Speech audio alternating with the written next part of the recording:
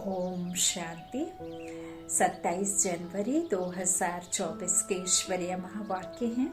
आज के साकार मुरली के सार में मीठे बाबा ने कहा, मीठे बच्चे, रूहानी सर्जन तुम्हें ज्ञान योग की फर्स्ट क्लास वंडरफुल खुराक खिलाते हैं। यही रूहानी खुराक एक दो को खिलाते सबकी खातिरी करते रहो। प्रश्न है मुरली का, विश्व का राज्य भाग्य लेने के लिए कौन सी एक मेहनत करो, पक्की पक्की आदत डालो।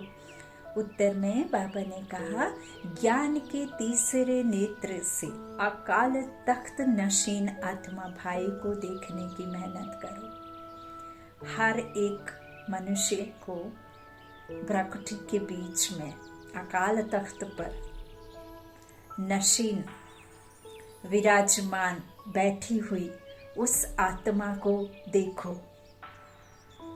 बाबा ने मुरलियों में सदा यही बात कही कि साक्षी दृष्टा रखो। अब ये साक्षी दृष्टा क्या है? तो यूं तो इस संसार में कोई नर है, कोई नारी है, मेल फीमेल की बात है, और फिर उसके बाद बहुत सारे रिश्ते भी हैं। तो है तो नर और नारी, लेकिन रिश्ते और हैं, तो फिर उनको अलग अलग नाम से जाना जाता है। लेकिन ज्ञान में बाबा हमें कहते हैं कि मीठे बच्चे, तुम सर्व मनुष्य आत्माएं, प्रकृति के बीच में विराजमान जो आत्मा है वो परमात्मा का बच्चा है। जो तुमको ये शरीर देह मिली हुई है वो माँ के गर्भ में मिली हुई है, लेकिन तुम यहाँ रहने वाले नहीं हो, तुम परम धाम के रहने वाले हो। तुम आत्माएं वहाँ से आती हो पाठ बजाने के लिए। आपने देखा भी होगा कि माँ के गर्भ में जब 5वें महीने में आत्मा प्रवेश करती है, तब फिर गर्भ में मूवमेंट होती है। उसके पहले शरीर स्लोली बढ़ता है, लेकिन उसमें जान तभी आती है, प्राण तभी आती है जब उसमें आत्मा प्रवेश करती है।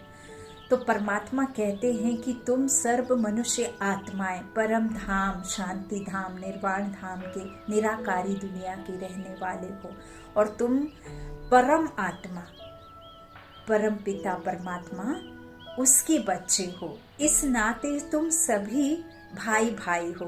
तो भाई भाई की दृष्टि से देखो हर एक मनुष्य आत्मा को, चाहे फिर वो कोई भी हो, किसी भी ड्रामा के पार्ट में हो, उसे साक्षी होकर देखना है। तो यही बाबा ने ज्ञान के तीसरे नेत्र से अकाल तख्त नशीन आत्मा भाई को देखने की मेहनत करने की बात कही। भाई भाई समझ सभी को ज्ञान दो। पहले खुद को आत्मा समझ, फिर भाइयों को समझाओ। यह आदत डालो तो विश्व का राज्य भाग्य मिल जाएगा।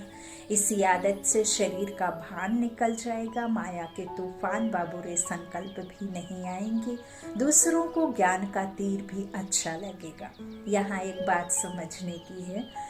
बाबा ने कहा, बच्चे घर में, परिवार में, गृहस्थ में रहते, नौकरी धंधा आदि करते, बहुत सारे संबंध संपर्क में आने वाले मनुष्य होते हैं। कोई किसी संबंध से, कोई किसी संबंध से, परिवार में भी बहुत सारे संबंध, बहुत सारे रिश्ते होते हैं। तो साक्षी होकर देखना, माना आपके मन में यह होना कि हम सामने वाली आत्मा, सास, सामने वाली आत्मा जो बच्चे का रोल कर रही है, सामने वाली आत्मा जो एक टीचर का, एक दोस्त का, एक पति का, एक ससुर का, ऐसे वो ड्रामा में पार्ट बजा रही है। अब बाबा कहते हैं कि फिर आपके घर में कोई से संबंध है, आपका सास का है, समझ लो, बच्चे का है, यदि उसे आप आत्मा आत्मा कहेंगे तो वो कहेंगे कि ये तो पागल हो गई है। तो आपको जिस शरीर का नाम पड़ा हुआ है, जिस रिश्ते में आपको बांधा हुआ है, वो रिश्ता ही आपको मुख से बोलना है, लेकिन आपको आत्मा समझना है, आत्मा देखना है। तब फिर आपको नशा चढ़ेगा, आत्मा भाई है। अच्छा, ओम शांति।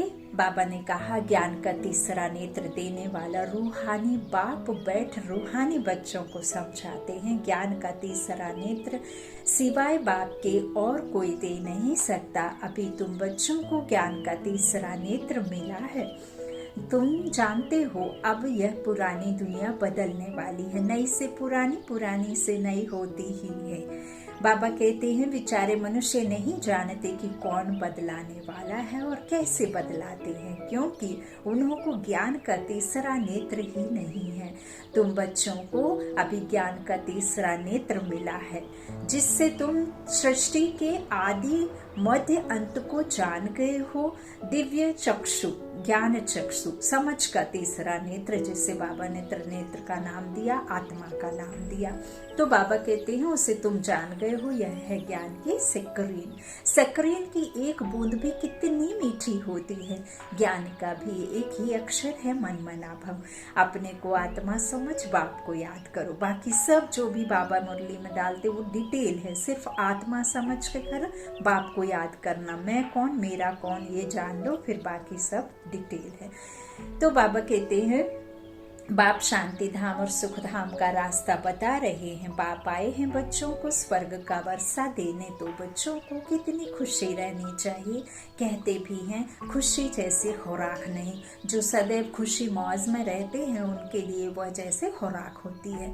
21 जन्म मौज में रहने की यह जबरदस्त खुराक है। यही खुराक सदैव एक दो को खिलाते रहो। तुम श्रीमत पर सभी की रूहानी खातरी करते हो।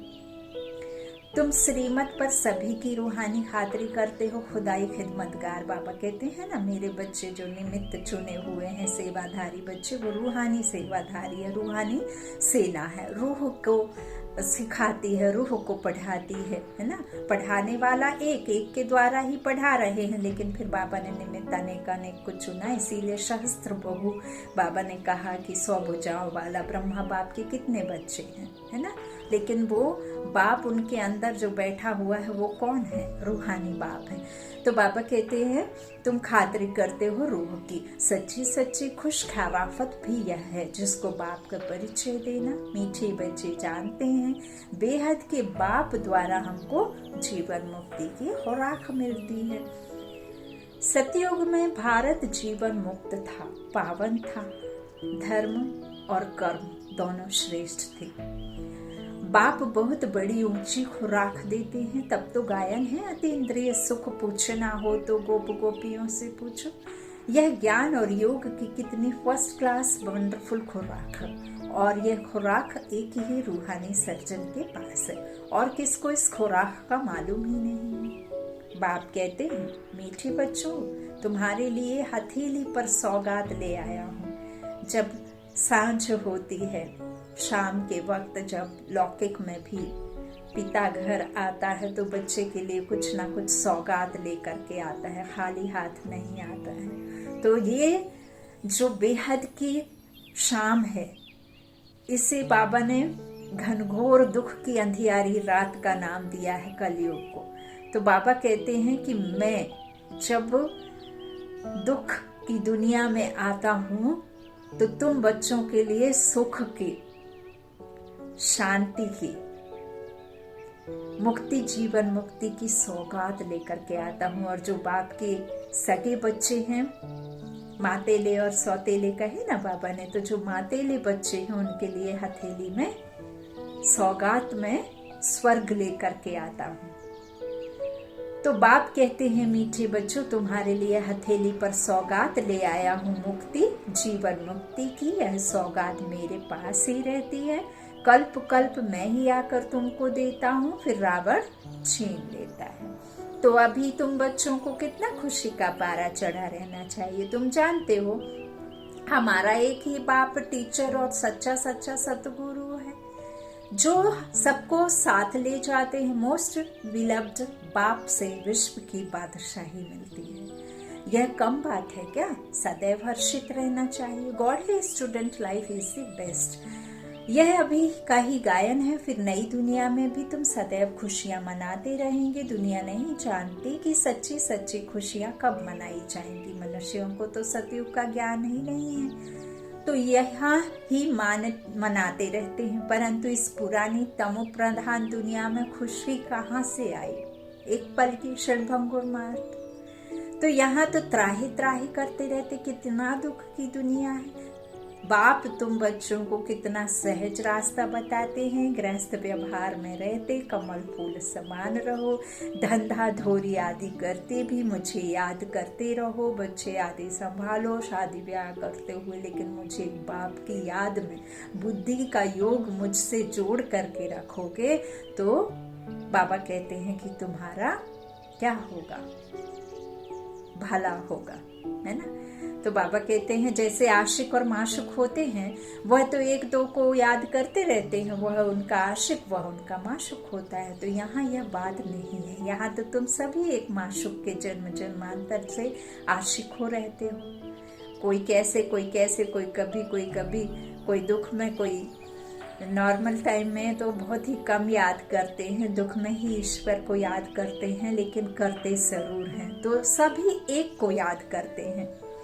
तो उसे बाबा ने कहा कि जो हद में होता है उसमें तो एक दो माशुक और आशिक एक दूसरे को याद करते, लेकिन यहाँ तुम जन्म जन्मांतर से आशिक हो, आशिक रहते हो। बाप तुम्हारा आशिक नहीं बनता। उसे क्या करना तुम्हारा आशिक बन के? उसे थोड़े ना कुछ चाहिए। तो तुम उस माशुक को आने लिए याद करते आए हो। जब दुख जास्ती होता है तो जास्ती सुमिरन करते हैं, तब तो गायन भी है दुख में सिमरन सब करें, सुख में करे ना कोई। तो इस समय बाप भी सर्वशक्तिवान है। दिन प्रतिदिन माया भी सर्वशक्तिवान तमो प्रधान होती जाती है। इसलिए अब बाप कहते हैं मीठे बच्चे देही अभिमानी बनो। अपने को आत्मा समझ मुझ बाप को याद करो और साथ साथ दैवी गुण भी धारण करो, तो तुम ऐसे लक्ष्मी नारायण बन जाएंगे। इस पढ़ाई में मुख्य बात है ही याद की। ऊंचते ऊंच बाप को बहुत प्यार स्नेह से याद करना चाहिए। वह बाप ही नई दुनिया स्थापन करने वाला है। बाप कहते हैं मैं आया हूँ तुम बच्चों को विश्व का मालिक बनाने, इसलिए अब मुझे याद करो तो तुम्हारे अनेक जन्मों के पाप कट जाए। पतित पावन बाप को ही बुलाते हैं ना। अब बाप आए हैं तो जरूर पावन बनना पड़े। बाप दुख हरता सुख करता है। बरोबर सतयुग में पावन दुनिया थी तो सभी सुखी थे। अब बाप फिर से कहते हैं बच्चे शांति धाम और सुख धाम को याद करते रहो। अभी है संगम युग की भैया, तुमको इस पार से उस पार ले जाते हैं। विषय वैतरणी नदी से पार। नैया कोई एक नहीं, सारी दुनिया जैसे एक बड़ा जहाज, उनको पार ले जाते। तो मीठे बच्चों को कितनी खुशियां होनी चाहिए। तुम्हारे लिए तो सदैव खुशी ही खुशी है। बेहद का बाप हमको पढ़ा रहे हैं। वाह, यह तो कब ना सुना ना पढ़ा। भगवानुवाच मैं तुमको राजयोग सिखाता हूँ, तुम रूहानी बच्चों को राजयोग सिखा रहा हूँ। तो पूरी रीति सीखना चाहिए, धारणा करनी चाहिए, पूरी रीति पढ़ना चाहिए। पढ़ाई में नंबर वार तो सदैव होते ही हैं। अपने को देखना चाहिए, मैं उत्तम हूँ, मध्यम हूँ व कनिष्ठ हूँ, मैं कौन से युग की आत्मा हूँ। तो आप कहते हैं अपने को देखो, मैं उच्च पद पाने के लायक हूँ, रूहानी सर्विस करता हूँ, क्योंकि बाप कहते हैं बच्चे सर्विसेबल बनो, फॉलो करो। मैं आया ही हूँ सर्विस के लिए, रोज सर्विस करता हूँ, एक भी दिन मिस नहीं होती है। तो इसलिए ही तो यह रथ लिया है। इनका रथ बीमार पड़ जाता है तो मैं इनमें बैठ मुरली लिखता हूँ। मुख से तो बोल नहीं सकते तो मैं लिख देता हूँ, ताकि बच्चों के लिए मुरली मिस ना हो। तो मैं भी सर्विस पर हूँ ना। यह है रूहानी सर्विस। बाबा समझाते हैं कि मैं तो परमात्मा हूँ। अब परमात्मा तो बोल ना सके, ऊपर से लाइट चमकेगी तो डर जाएंगे, आसमान में बिजली चमकेगी तो डर जाएंगे, और प्रेरणा से तो कोई बात बने ना। तो मैं इस बीमार तन का रथ लेता हूँ। अब बीमार कैसे? ब्रह्मा बाप भी तो पतित दुनिया में आए हैं ना। ब्रह्मा सो विष्णु, विष्णु सो ब्रह्मा। अब ये जो पतित जूती है, पुराना शरीर वानप्रस्थ अवस्था में जाने का, तो वो जो पहला प्रिंस बनता है उसी का आखिरी के अंतिम जन्म में बाबा आते हैं, रथ लेते हैं। तो इसमें फिर मुरली बैठ लिखता हूँ, बोल नहीं सकते इसलिए लिख देता हूँ। तो बच्चों की सर्विस में करता हूँ। बाप मीठे मीठे बच्चों को समझाते हैं, बच्चे तुम भी बाप की सर्विस में लग जाओ, ऑन गॉड फादरली सर्विस। सारे विश्व का मालिक बाप ही तुमको विश्व का मालिक बनाने आए हैं। जो अच्छा पुरुषार्थ करते हैं उनको महावीर कहा जाता है। देखा जाता है कौन महावीर है, जो बाबा के डायरेक्शन पर चलते हैं। बाप का फरमान है, अपने को आत्मा समझ भाई भाई देखो, इस शरीर को भूल जाओ। बाबा भी इन शरीरों को नहीं देखते हैं। बाप कहते हैं मैं आत्माओं को देखता हूँ। बाकी यह तो ज्ञान है कि आत्मा शरीर बिगर बोल नहीं सकती। हम भी किसी को याद करेंगे तो पहले उसके चेहरे को, उसके तन को ही याद करेंगे, तब फिर उसे आत्मा देखेंगे, है ना। तो मैं भी इस शरीर में आया हूँ, लोन लिया हुआ है, शरीर के साथ ही आत्मा पढ़ सकती है। बाबा की बैठक यहाँ है। यह है अकाल तख्त। आत्मा अकाल तख्त मूर्त है ना, यहाँ बैठते ना ब्रह्मा बाप की साइड में आकर के, कब माइंड नहीं होते। आत्मा कब छोटी बड़ी नहीं होती है, उसका कोई रंग रूप छोटा बड़ा मोटा पतला नहीं होता, वो एक समान है। शरीर छोटा बड़ा होता है। तो भी आत्माएं हैं, जो भी आत्माएं हैं उन सभी का तख्त या प्रकृति का बीच ही है, यहाँ ही विराजमान होती है ना। सबके तख्त एक ही हैं। तो जो भी आत्माएं हैं, शरीर तो सभी के भिन्न भिन्न होते हैं, है ना। वो भी कर्म के हिसाब से बाबा कहते फीचर्स बनते, हाथ पैर मुख, ये भी ना जैसा आपका कर्म है, श्रेष्ठ है निम्न है कैसा है, तो वैसा शरीर का अंग बनावट होती है। तो किसका अकाल तख्त पुरुष का है, किसका अकाल तख्त स्त्री का है, किसका अकाल तख्त बच्चे का है। बाप बैठ बच्चों को रूहानी ड्रिल सिखलाते हैं। जब कोई से बात करो तो पहले अपने को आत्मा समझो। आजकल आत्मा तो बिल्कुल नहीं देखते हैं, पर्स जूते चप्पल कपड़े, हाँ घर में जाएंगे तो पर्दे घर सफाई ये सब देखेंगे, कार गाड़ी घोड़ा ये सब देखते हैं। आत्मा तो कितनी दूर की बात है। तो बाबा कहते हैं इस तरह से आत्मा समझो। हम आत्मा फलाने भाई से बात करते हैं, बाप का पैगाम देते हैं कि शिव बाबा को याद करो, याद से ही जंग उतरनी है। सोने में जब अलाए खाद पड़ती है तो सोने की वैल्यू ही कम हो जाती है, फिर उसे आग में जलाना पड़ता है, तब फिर वो प्यूरिटी और अनप्यूरिटी अलग होती। तुम आत्माओं में भी जंग पड़ने से वैल्यूलेस हो गए हो। अब फिर पावन बनना। तुम आत्माओं को अब ज्ञान का तीसरा नेत्र मिला है, उस नेत्र से अपने भाइयों को देखो। भाई भाई को देखने से कर्मेंद्रियां कभी चंचल नहीं होंगी। राज्य भाग्य लेना है, विश्व का मालिक बनना है, तो यह मेहनत करो। भाई भाई समझ सभी को ज्ञान दे दो तो फिर यह आदत पक्की हो जाएगी। सच्चे सच्चे ब्रदर्स तुम सभी हो। बाप भी ऊपर से आए हैं, तुम भी आए हो। बाप बच्चों सहित सर्विस कर रहे हैं। सर्विस करने की बाप हिम्मत देते हैं। हिम्मती मर्दा मददे बाप। तो यह प्रैक्टिस करनी है। मैं आत्मा भाई को पढ़ाता हूँ, आत्मा पढ़ती है ना। इसको स्पिरिचुअल नॉलेज कहा जाता है, जो रूहानी बाप से ही मिलती है। संगम पर ही बाप आकर यह नॉलेज देते हैं कि अपने को आत्मा समझो। तुम नंगे अशरीरी आए थे, फिर यहाँ शरीर धारण कर तुमने 84 जन्म पाठ बजाया है। अब फिर वापस चलना है, इसलिए अपने को आत्मा समझ भाई भाई की दृष्टि से देखना है। यह मेहनत करनी है, अपनी मेहनत करनी है, दूसरे में हमारा क्या जाता। चैरिटी बिगिंस एट होम, अर्थात पहले खुद को आत्मा समझ फिर भाइयों को समझाओ। 4 उंगली अपने तरफ और एक दूसरे की तरफ, है ना, ऐसे करते हैं ना। तो बाबा कहते हैं यही मेहनत है, यह जौहर भरना है। मेहनत करेंगे तभी उच्च पद पाएंगे। बाप आए ही हैं फल देने लिए, तो मेहनत करनी पड़े, कुछ सहन भी करना पड़ता है। कोई उल्टी सुल्टी बात बोले तो तुम चुप रहो। तुम चुप रहेंगे तो फिर दूसरा क्या करेगा। ताली 2 हाथ से बजती है, एक ने मुख की ताली बजाई, दूसरा चुप कर दे तो यह वह आप ही चुप हो जाएंगे। ताली से ताली बजने से आवाज हो जाता है, बच्चों को एक दो का कल्याण करना है। बाप समझाते हैं, बच्चे सदैव खुशी में रहने चाहते हो तो मन मना भव। अपने को आत्मा समझ बाप को याद करो। भाइयों, आत्माओं तरफ देखो, भ्रकुटी के बीच अकाल तख्त नशीन आत्मा को देखो।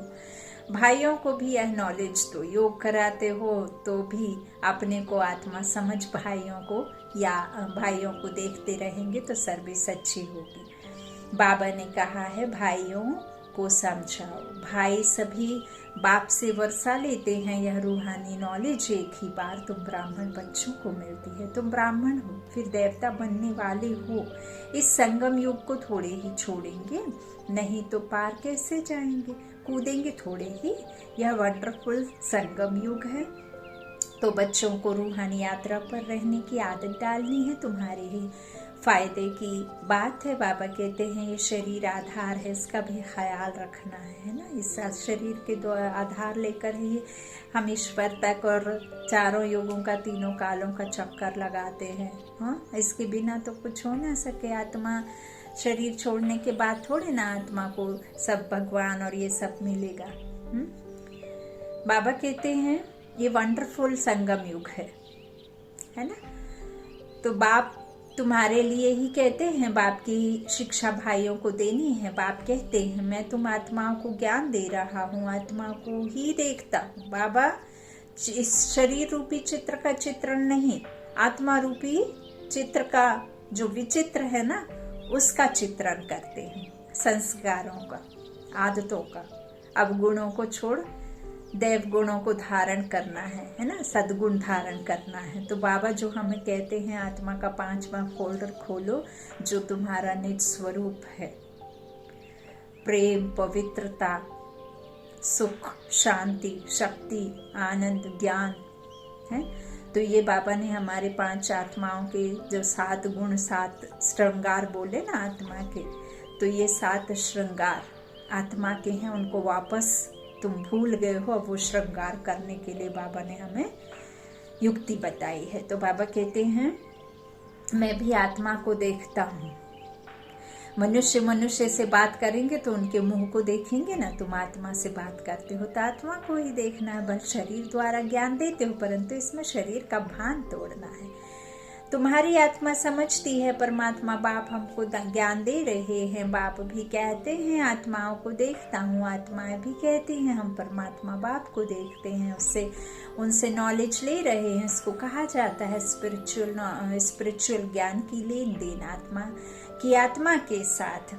आत्मा में ही ज्ञान है, आत्मा को ही ज्ञान देना है। यह जैसे जौहर है, तुम्हारे ज्ञान में यह जौहर भर जाएगा तो किसको भी समझने से झट तीर लग जाएगा। बाप कहते हैं प्रैक्टिस करके देखो, तीर लगता है ना। यह नई आदत डालनी है तो फिर शरीर का भान निकल जाएगा। माया के तूफान कम आएंगे, बुरे संकल्प नहीं आएंगे। क्रिमिनल आई भी नहीं रहेगी। हम आत्मा ने 84 का चक्र लगाया, अब नाटक पूरा होता है। अब बाबा की याद में रहना है। याद से ही तमो प्रधान से सतो प्रधान दुनिया के मालिक बन जाएंगे। कितना सहज है। बाप जानते हैं बच्चों को यह शिक्षा देना भी मेरा पाठ है, कोई नई बात नहीं। हर 5000 वर्ष बाद हमको आना होता है। मैं बंधाए मान हूँ, बच्चों को बैठ समझाता हूँ। मीठे बच्चे, रूहानी याद की यात्रा में रहो तो अंत मते सो गति हो जाएगी। यह अंतकाल है ना, मामे कम याद करो तो तुम्हारी सदगति हो जाएगी। यह देही अभिमानी बनने की शिक्षा एक ही बार तुम बच्चों को मिलती है। कितना वंडरफुल ज्ञान है। बाबा वंडरफुल है तो बाबा का ज्ञान भी वंडरफुल है। कब कोई बता ना सके, अभी वापस चलना है। इसलिए बाप कहते हैं मीठे बच्चों यह प्रैक्टिस करो, अपने को आत्मा समझ आत्मा को ज्ञान दो। तीसरे नेत्र से भाई भाई को देखना है, यह बड़ी मेहनत है। अच्छा मीठे मीठे सिक्किला दे बच्चों प्रति माता पिता बाप दादा का याद प्यार और गुड मॉर्निंग। रूहानी बाप को रूहानी बच्चों की नमस्ते। हम रूहानी बच्चों की रूहानी माता पिता बाप दादा को याद प्यार और गुड मॉर्निंग। धारणा के लिए मुख्य सार पहला बाबा ने कहा, जैसे बाप बच्चों की रूहानी सर्विस पर आए हैं, ऐसे बाप को फॉलो कर रूहानी सर्विस करनी है। बाप की डायरेक्शन पर चल, खुशी की खुराक खानी और खिलानी है। दूसरा, कोई उल्टी सुल्टी बात बोले तो चुप रहना है, मुख की ताली नहीं बजानी है, सहन करना है। अब कई भगवान को मानने के लिए, मनाने के लिए समझते हैं कि व्रत भूखे रहने से, निर्जला रहने से एक समय के लिए चप्पल आदि का त्याग कर देते हैं, नवरात्रि में पूजा पाठ भक्ति करते हैं। कोई फल लेता है, कोई पानी अकेला लेता है, कोई जूस अकेला लेता है, कोई कैसे करता है।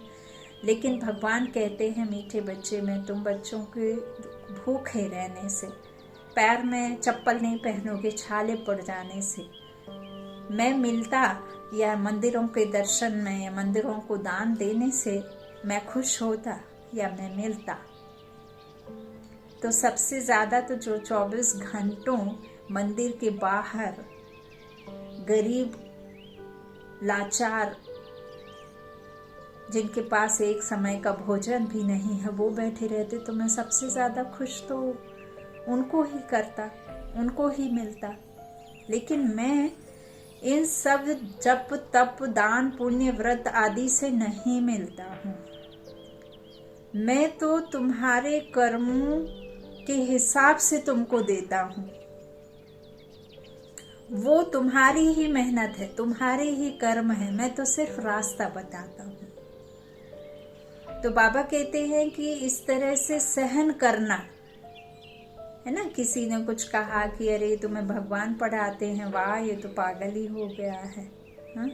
या किसी तरह का कोई दुख देता है और हम अपकारी पर भी उपकार करने की बात बाबा कहते हैं। उसने 4 सुनाई, हमने 100 सुनाई, तो बाबा कहते हैं यह सहन करना नहीं हुआ। सामने कर लिया, पीठ पीछे अंतर मन में खूब बक बक बक बक कर रहे, उसे सहन शक्ति नहीं कहते, है ना। अच्छा, वरदान है, दृढ़ता की शक्ति से मन बुद्धि को सीट पर सेट करने वाले सहज योगी भव। दृढ़ता की शक्ति से मन बुद्धि को सीट पर सेट करने वाले सहज योगी भव। बच्चों का बाप से प्यार है, इसलिए याद में शक्तिशाली हो बैठने का, चलने का, सेवा करने का टेंशन बहुत देते हैं। लेकिन मन पर अगर पूरा कंट्रोल नहीं है, मन ऑर्डर में नहीं है, तो थोड़ा टाइम अच्छा बैठते हैं, फिर हिलना डुलना शुरू कर देते हैं, कभी सेट होते कभी अपसेट। तो सीट बाबा ने किसी कहा, ये जहाँ आत्मा विराजमान है, तो ये सीट पर जब आप सेट रहते हैं ना, आत्मा निश्चय करते हैं खुद को, तो अपसेट नहीं होते। और जैसे ही यहाँ से इस सीट से आपकी मन बुद्धि गड़बड़ हुई तो अपसेट हो जाते हैं। तो लेकिन एकाग्रता की व धरणता की शक्ति से मन बुद्धि को एक स्थिति की सीट पर सेट कर दो तो सहज योगी बन जाएंगे। स्लोगन है, जो भी शक्तियां हैं उन्हें समय पर यूज करो तो बहुत अच्छे अनुभव होंगे। जो भी शक्तियां हैं उन्हें समय पर यूज करो तो बहुत अच्छे अनुभव होंगे। अव्यक्ति साइलेंस द्वारा डबल लाइट फरिश्ता स्थिति का अनुभव करो। अब हर एक ब्राह्मण ब्रह्मा बाप समान चैतन्य चित्र बने। अब हर एक ब्राह्मण ब्रह्मा बाप समान चैतन्य चित्र बने। ब्रह्मा बाप का क्या था, जब वो व्यक्त थे तब उनके देह में प्राण थे, तो वो 18 घंटे अव्यक्त स्थिति में स्थित रहते थे। मतलब शरीर रूपी चित्र में रहते थे लेकिन खुद को चैतन्य आत्मा समझते थे। तो बाबा कहते हैं कि उसी समान रहो। लाइट और माइट हाउस की झांकी बने। संकल्प शक्ति का, साइलेंस का भाषण तैयार कर कर्मातीत डबल लाइट फरिश्ता स्टेज पर वरदानी मूर्त का पाठ बजाए, तब संपूर्णता समीप आएगी। उस कर्मातीत स्टेज के आधार पर जिसके प्रति जो संकल्प करेंगे उसके पास वह संकल्प पहुंच जाएगा। अच्छा, ओम शांति।